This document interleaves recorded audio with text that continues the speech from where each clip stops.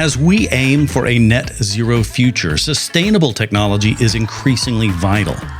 And the real challenge is not found in the goal setting or the long list of badly written tasks you might be struggling with.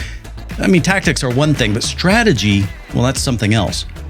So how can you, whether you're in IT or a CIO or just the company, establish a sustainable strategy?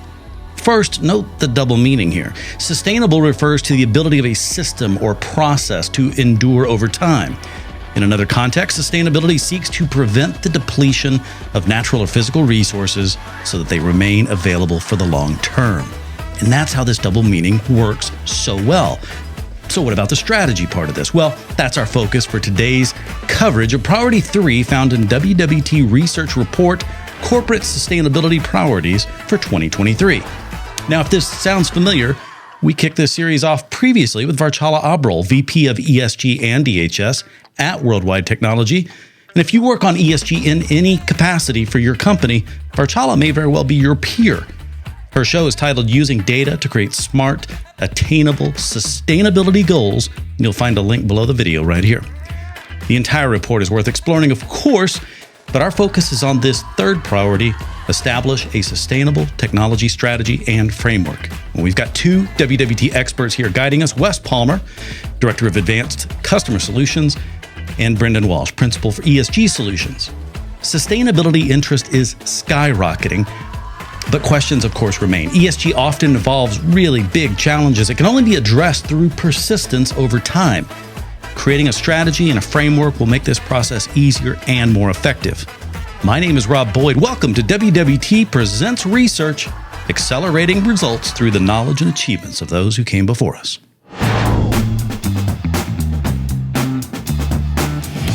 Well, guys, welcome. So glad to have you join me. And as we explore more on ESG and specifically the framework around this specific priority, but let's get some introductions out of the way. Wes, I'll start with you. Tell us what you do for Worldwide Technology. Yeah, thanks for having me, Rob. I'm a director of our Advanced Customer Solutions group here at Worldwide. It's a very ambiguous title, but I really help our customers in identifying how they can mature their technology journeys across people, process, and technology. Excellent, excellent. And Brendan, also appreciate you being here. What do you do for Worldwide? So I'm a principal for ESG in the ESG solutions, area. I joined WWT about 9-10 months ago to help get that practice up and running, and delighted to be here. Lots to talk about in terms of our offerings. Well, I'm glad you're both here because you both come from different directions, obviously, as we all do. But you have a variety of experience, certainly a ton from Worldwide alone. Brendan, your background, you've been a senior executive in a number of different places. You've been in the shoes of some of the people that you're now advising. And so I'm just kind of curious, when it comes to ESG, and at least in my experience, kind of coming out from nowhere over the last decade and really rising in prominence as we're figuring out what to do, what is the right role for senior executives, specifically CIO and IT, perhaps? I think that certainly in the case of CIO and IT senior executives, there's probably, I say their key responsibilities from an ESG perspective along two dimensions. First of all, as the custodian of the data center for an organization. Data centers typically, are one of the major energy consumers within an organization. And therefore, they have a large energy bill cost as such. They have a large emissions footprint as such. And therefore, any net zero plan that the organization has or is developing will come with a significant reduction for the IT department. And therefore, it's critical that the CIO, has line of sight of that and has a clear plan. That's the first area, the first dimension. The second dimension is the senior IT exec and CIO can really help, drive the decisioning of some of the technology solutions that can go towards addressing some of the net zero plans. Gotcha. And I'm curious, as we look at this and we go, okay, this is largely, I would imagine you guys must do a ton of education, but to make sure that we've centered on this properly, even though IT plays a large role in this, Wes, can you kind of help me with where the focus is most important and what areas you tend to focus on in terms of working with an organization? Who gets involved? Yeah, that's a good question, Rob. From my perspective, it really depends on the organization, right? There's a lot of metrics that get thrown around, but ultimately, organizations are at risk for losing their customer base, and at risk for losing their thought leadership internally if they don't make these decisions quickly. One of the metrics that Brendan and I quote a lot is, if you're an organization and your customer base is largely millennials, you have the opportunity to lose up to 70% of them if you're not addressing ESG needs in the market. You're not thinking about sustainability, right? They will make their buying decisions based on what organization is being more sustainable. Okay. And that obviously leaves a lot, because I know it's going to be a very personal answer for everybody, and that ultimately you guys are looking to assist. One of the things we take great pride in at WWT is being able to meet customers irrespective of where they are on their ESG journey, because clearly our customer base is such that we deal with, I think, 70% of the Fortune 200. So those are big players with big sustainability departments. Their needs are very different typically from your regional US bank, for example. And therefore we tailor our offering, first of all, our discussion, our offering, and therefore the solution with according to their needs. Well, so just to make sure, and also even maybe remove some things wherever we can from the discussion, how much of are we talking about here when we talk about sustainable technology? It's not about a specific product set, right? It's not, right? I think that it can be anything from the life cycle of the tools and technologies that you use, right? When I'm getting rid of that voice over IP phone on my desk for my 1,000 workers, what is the impact of the environment? What is the life cycle of that product? But then it could also be the data center, right? How am I efficiently cooling my data center? And we have use cases to talk about that as well. So I think there's a broad spectrum of where you can get started, or where you may begin to push the sustainability journey for your organization, but it really depends.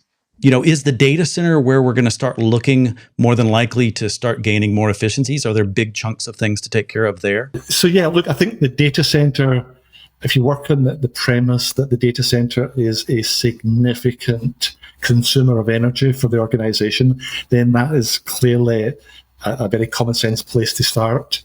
And I think my advice to people is, just be very deliberate, planful, and logical in terms of the approach. And what I mean by that is, first of all, and again, it comes back to the point I made earlier about meeting them on their journey.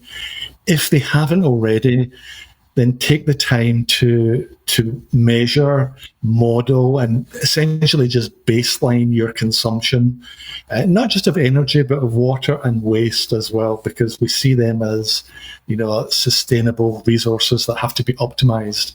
So start in terms of measuring, understand what you've got, ensure that you have visibility into the various aspects, the various assets, the server configuration, et cetera, that you have in the data center. And then start to look and say, well, how can I optimize this?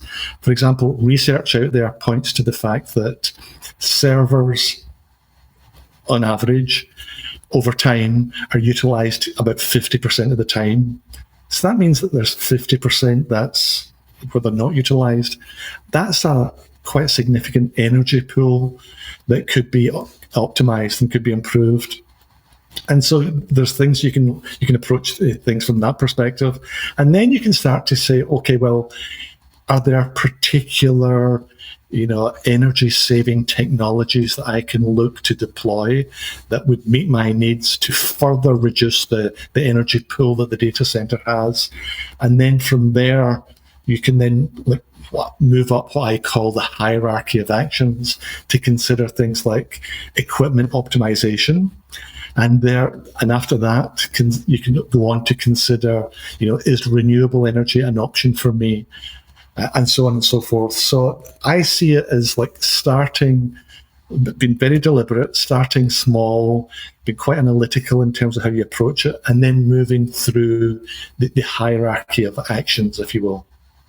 What we hear from customers is that they're afraid to get started on some of these because they're afraid of the tremendous cost. Right. A lot of what Brendan just illustrated does not come at a large cost. You can do a lot of these analytics and review of these different areas of opportunity in-house. So you leverage folks like us to help you get started, but there's areas of opportunity for you just to get started based on just looking at your existing data set, right? For as an example, we were hired by a large bank, a mid-sized bank in the Midwest a little over a year ago, and they wanted to understand how can we reduce cost of our data center, right? We went in, we found that their coolers, their chillers were just running all the time, right? And didn't match the workloads.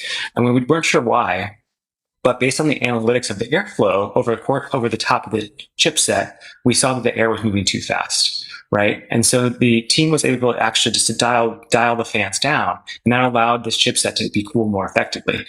That is in itself sustainable, right? We are reducing costs. We are reducing the impact on the environment. We're helping that organization on their sustainability journey. And that really hits across a few different areas of Brendan's points, right? The data center is a great place to start. Not every solution is complicated. And then there are ways for you to very easily get started on the sustainability journey.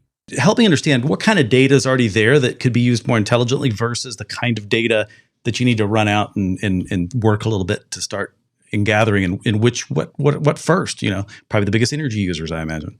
So data that's already there. For example, a great example is server utilization. So if you're running a data center with 10,000 servers, having clear, clean, crisp data that basically says server one's utilization is X% over this period of time, et cetera, and have that on a consolidated basis, that's a really good place to start, because then you get a real snapshot of what your asset utilization is, and then you can start to do things like consider consolidating assets, moving 24/7 applications onto the one area, et cetera. So there's a myriad of actions that you can take there, and that's based on data that you have.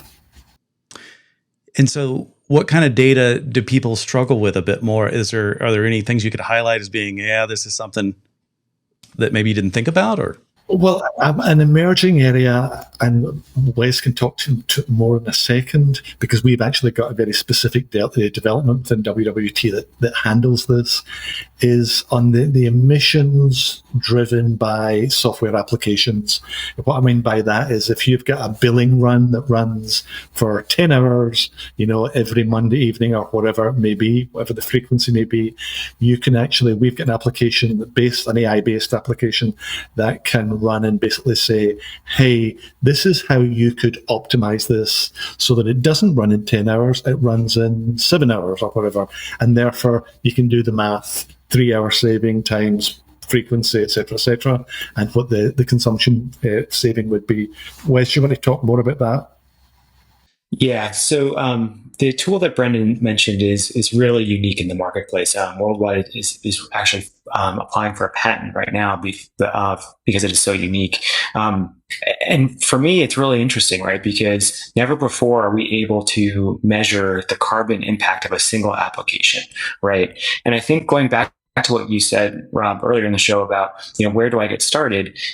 I think that a lot of these sustainability initiatives can be tied to other initiatives in an organization, right? If you're trying to be cloud first, or you're trying to think about smart workload management, you can leverage sustainable tools to help you on that journey. It's really thinking about moving that application in a way that is effective to meet your customers, both internally and externally, where they are, where the demand is generating. Some, not all, but some of these applications were developed 10, 15 plus years ago, when energy consumption and sustainability was not even on the horizon, quite frankly.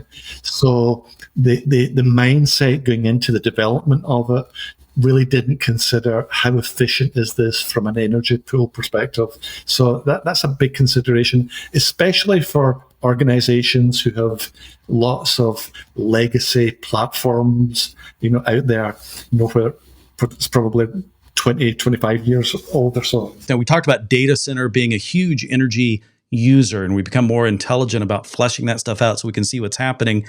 But also, we've seen growth of cloud happen to where the data center physically itself, in terms of what we control, is maybe not as present in many situations. What's the difference in how important and how much control do we have over, for heavy cloud-based operations? I think now organizations are seeing the benefit of having a hybrid cloud strategy. And I think because of that, there is a greater level of focus on sustainability, right? Because you're going to keep that legacy data center, right? You're going to have legacy applications running in the cloud that may be poor consumers of energy, right? And then I think more importantly, because of there's this orchestration across these three different areas potentially, what are the governance mechanisms I have in place, right? Brendan mentioned this before, right? Is an application that was written 10 years ago just being a heavy consumer in cloud?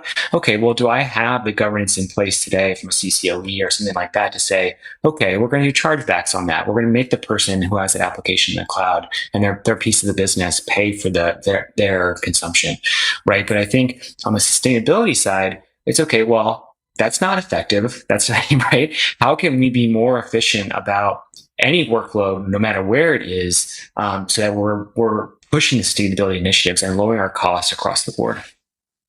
Like any migration from on-prem to the cloud, for example, to me, it's analogous in some ways to either moving home, moving offices, moving apartments, because you take the opportunity, or most people take the opportunity to say, hey, I've retained this stuff up till now. I've never actually used half of it. So maybe I can reconfigure, ditch or whatever.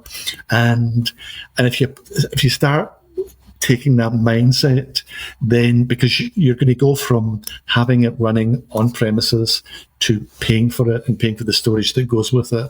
So it's just prudent to take that, critical approach as you move forward.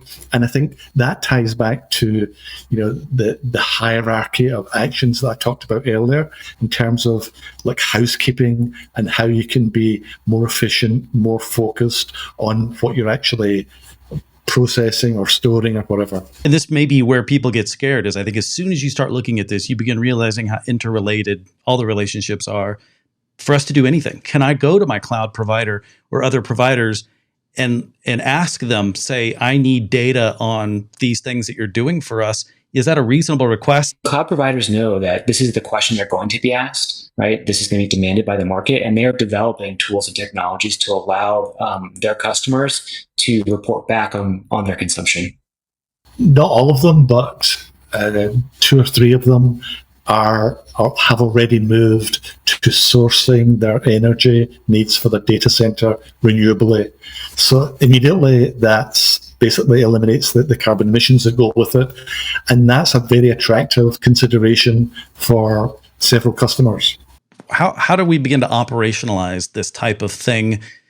That's a little bit of a general question, but we need to set some goals and set some reasonable timeframes. How do you guys get down to just the very specifics when working with clients? Well, I think first and foremost, understanding where the customer is on their ESG or sustainability journey, because that clearly matters. You've got some customers that are actually very sophisticated and very advanced in their thinking. So understanding that first and foremost, but then ensuring that we have an accurate, solid baseline of what their sustainable resource consumption is, energy, water, waste. Because by knowing that and having it at a reasonably detailed level down to the asset level, then you can start to make recommendations and decisions about how that can be reduced. And then back to the hierarchy of actions, you can work up through what actions can be taken, whether that's looking at sustainable technology opportunities or equipment upgrades or sustainable renewable energies sources or whatever it might be. We've seen the full gamut, right? Companies where the board, they got back from Davos and they were like, okay, well, where can we get started? And it's getting pushed down to senior level stakeholders. And there's a lot of low hanging fruit there, right? And it's establishing sustainability offices. It's finding the people that help you to govern this and move the needle. But then on the very far side of this too, you have these organizations that are very far ahead in their sustainability journey. And it's about tweaking it. It's about how can I, track my scope 3 emissions? How can I do on-chip cooling in my data center? It's the more advanced technologies and tools that you're going to be thinking about when moving your sustainability needle, as they say. So I think there's a way to get started wherever you are. I just don't think that people should be afraid about getting started because it's just not always as complicated as trying to think about how I can do on-chip cooling in my data center.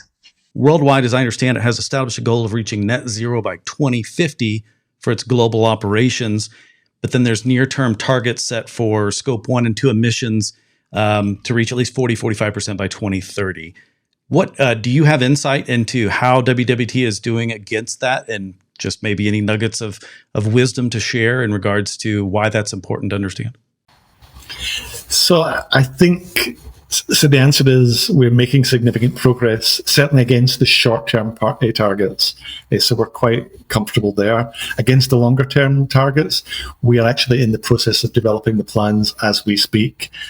But more importantly, actually, the learnings from this, just like you would learn from every other client, have been huge in terms of just understanding, first of all, where the data is, how available it is, how readily accessible it is. From that, going on to, just having clarity about the organizational business model, so you can define the boundaries, as they say in the GHG protocol language. So those would be the principal learnings, but probably the biggest learning from me is don't let perfection be the enemy of the good, because we could spend hours getting to 99% accuracy, but you know what? I'll take 95 right now. I would assume that most companies that are publicly held and have some level of external accountability beyond just their customers are moving on this kind of thing faster because there is a mounting pressure. There's increasing regulations, kind of like we've seen in security. Some people never move forward with security decisions until they had to. But obviously, there's a lot of people that are doing it because it's, say, the right thing to do, and we need to do this collectively. But just to be a bit of a cynic, why should I be making investments in ESG? What's in it for me? You have the millennials, the Gen Zs, which are a group of employees, but they're also future customers. By the year 2030, 75% of the workforce is going to be represented by that community. They have demonstrated very clearly that ESG and particularly climate-related issues matter for them. Why? Because they're going to inherit the climate. So I actually believe that companies that don't pay attention to this will be impacted, maybe not this year, maybe not next year, but further down the road through demand reductions, because I think this emerging group of quite powerful consumers and employees will demonstrate with their wallets in terms of where they want to buy things, who they want to use as service providers, who they want to work for, etc., etc. That's it's only my perspective, but I think that's how things will emerge. The purchasing power still lies with the baby boomers, right? That's going to start to flip over the next 10 to 15 years. And when that does, we're going to be focused on a group that no longer just buys the same laundry detergent because they've always bought it. If they don't understand that that laundry detergent was ethically sourced, they're not going to buy it anymore, right? And so that's really what these organizations are grappling with, and they're not easy things to think about, right? It's how can I meet these customers where they are, right? And it's changing a lot of internal biases and process to address that big question mark. Well, I like what you started off, and Brendan started this off, because I was thinking in the back of my head is, especially because we've got so many employment challenges, how do you find the right talented people? And as that gets more intense and we're competing against each other to hire top tier talent, being able to represent the complete person, when this stuff becomes increasingly important to all of us in the years going forward, because I just recently learned I was getting older. So I imagine that means other people are getting older too. Yeah, I think that's how that works. And so my kids eventually are going to have more buying power that doesn't include my wallet. That becomes important on all kinds of angles. Wes, anything that's important to remember, if anyone walks away with anything, what should they remember coming out of this conversation? And then I'll ask Brendan the same thing. It's not that hard to get started, and it doesn't always come at a tremendous cost. Right? There are very easy things that you can do to get started on your sustainability journey, and they're not always as complicated and come at a very large cost. I would add that if you take a deliberate, planful approach, and focus on, the easier wins up front, that's going to build success, breeds success. So that's going to help drive the organization. Some of the things that Worldwide Technology does, I have loosely thrown into this bucket of consultant companies who I had to go to get those kind of questions answered. But what I've found is that Worldwide's been making a lot of investment in this space and others that kind of go into that space, but in a much more pragmatic model, if you will. How do you get started with somebody? What does that process look like if someone wants to engage with you? How much do they need to know or not know? How much time do they need to set aside, or people or money or anything else that's important? So in terms of how to start, for us, clearly, we need to have a good understanding of where they are in their sustainability journey, because then we can meet their needs accordingly. But building on that, we can then either ensure that they have an appropriate, solid baseline of their sustainable resources, and then we can then go on to look to help them in how they can be optimized, i.e. reduced, over time, whether it's that or whether it's what sustainable technologies may be appropriate for them, whether it's something from like what Wes talked about, the software carbon emissions that can help identifying hotspots of utilization and get that to be reduced, or whether it's through to the more sophisticated understanding of what your server utilization is and how you can consolidate that. So there's a variety of different ways. If you asked me, where are you on your maturity level on ESG and sustainability? If I ask you, what do you mean? That probably tells you a lot right there. But what kind of things, assuming I didn't say that, what kind of things do people say back to you? Great question. I'm glad you asked it. Typically, our desktop research prior to engaging with the client would be along the lines of, do they have a sustainability report? Do they have an ESG report? Do they have a head of sustainability for the company? Is the board involved in setting targets? Is it a publicly issued net zero target? Things like that. Those 10Ks, 10Qs, annual reports, ESG reports, sustainability reports, they tell you a lot about where the organization thinks they may be. What they don't tell you is actually where they are. But that's where we would start getting an insight, and that helps us build a picture of where we can help. Wes, so similar question to you. How do people generally get started?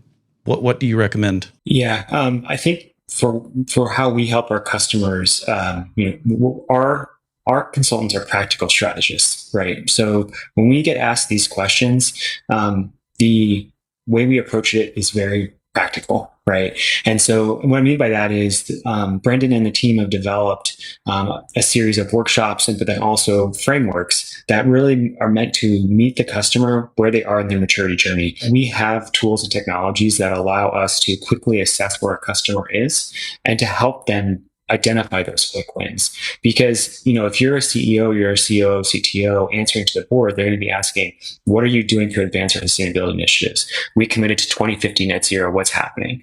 So a lot of that is getting action quickly in ways that are visible and will drive traction to move the needle on your sustainability journey. And that's really what this team has developed. You guys are not here to preach some level of where everybody should be, and you're not here to shame anybody. The idea is you will take that customer as far as they want to go and no further. I assume that's how you engage. Is that a correct statement? Totally. And one of the aspects of our desktop diligence prior to engaging with a customer is we will benchmark them within their region, within their geography, within their country, against their peer group. So because most having come from that commercial arena, companies often look at their peer group in terms of what's my peers doing, how advanced are they, how far in front am I, etc., etc. So we will give them an analysis of how they stack up from an ESG perspective, and those pieces of analysis often trigger several questions in terms of, well, what can I do better, etc., etc. Why did you get into this area? Why are you doing this for your career? What got you into this? We have to leave this planet in a better place than where we were given this planet, right? I think that as we look to move purchasing power, move decision making to the next generation, it's how can we continue to leave this planet better for the next generation, right? And I think that a lot of the work that Brendan and I do is incremental steps. Like we're not going to be changing the global temperature from rising in a degree, every 10 years, whatever it may be. We're setting the foundation for how these organizations can behave better in the next 5 to 10 years. Yeah. Brendan, why'd you get into this? So having spent 30 plus years in global financial services around the world, about 12 years ago, I joined the board of the UK regulator for the energy markets. And it was with a lot of trepidation, to be honest, because I couldn't even read my gas bill, quite honestly. And here I was going to be doing this. And suddenly I found myself, learning a lot, but learning all about renewable energies, emissions, scope 1, 2, 3, government emissions reduction programs. And I found it so fascinating and so important a topic that I said, okay, as and when I exit financial services, I will do something very deliberate in this space. So I geared myself up accordingly. And for the same reasons that Wes articulated, I have a young daughter, and everything I do, I want to think of and I did something to help move the needle, even if it's a tiny, tiny piece. I want to thank both of you gentlemen for joining us on the show today. Wes, Brendan, thank you. Well, all right. If you'd like to continue this conversation and explore how it applies to your situation, consider requesting an ESG briefing. Tackling comprehensive ESG programs is crucial for long-term growth and well-being, not to mention it's good for me, it's good for you, it's good for the planet. It's a big deal, and it deserves strategic planning and execution. Be sure to review the entire research report, Corporate Sustainability Priorities for 2023. WWT is continually tweaking its end-to-end approach, drawing from the hands-on experience of experts like our guest today, providing a practical and actionable path toward a more sustainable future. Don't hesitate to check out their bios on the platform. You can see what else they contribute their time towards. Follow these fascinating individuals, anyone else you come across there, and stay connected. That's where we can learn together. My name is Rob Boyd. I want to thank you for joining us. Good day.